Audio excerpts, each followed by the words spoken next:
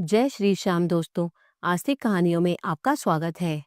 योगिनी एकादशी व्रत की कथा। धर्मराज युधिष्ठिर कहने लगे कि हे भगवान, मैंने जेठ शुक्ल एकादशी के व्रत का महात्म सुना। अब आप कृपया करके आषाढ़ कृष्ण एकादशी की कथा सुनाइए। इसका नाम क्या है, महात्म क्या है, यह भी बताइए।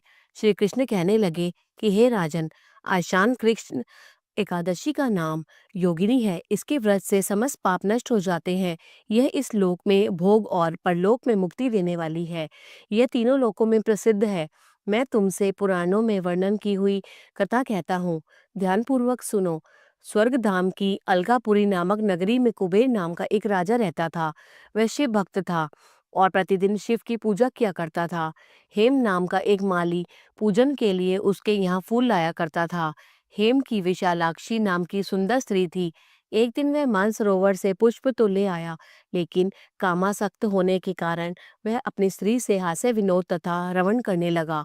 इधर राजा उसकी दोपहर तक राह देखता रहा। अंत में राजा कुबेर ने सेवकों को आज्ञा दी कि तुम लोग जाकर माली के न आने का कारण पता करो, क्योंकि वह अभी तक पुष्प लेकर नहीं आया। सेवकों ने कहा कि महाराज, वह पापी अति कामी है, अपनी स्त्री के साथ हास्य विनोद और रमण कर रहा होगा। यह सुनकर कुबेर ने क्रोधित होकर उसे बुलाया। हेममाली राजा के भय से कांपता हुआ उपस्थित हुआ।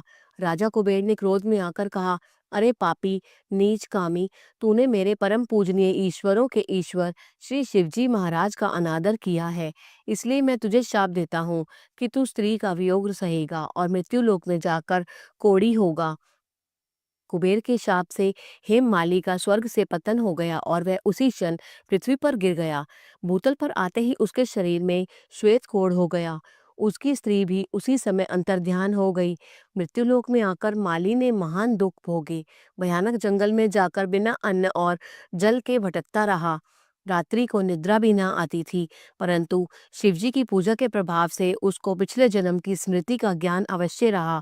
घूमते घूमते एक दिन वह मार्कंडेय ऋषि के आश्रम में पहुंच गया, जो ब्रह्मा से भी अधिक वृद्ध थे और जिनका आश्रम ब्रह्मा की सभा के समान लगता था। हेममाली वहां जाकर उनके पैरों में पड़ गया।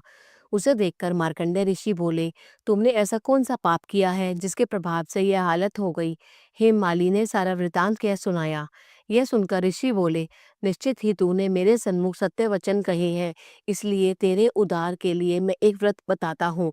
यदि तू आषाढ़ मास के कृष्ण पक्ष की योगिनी नामक एकादशी का विधि पूर्वक व्रत करेगा तो तेरे सब पाप नष्ट हो जाएंगे।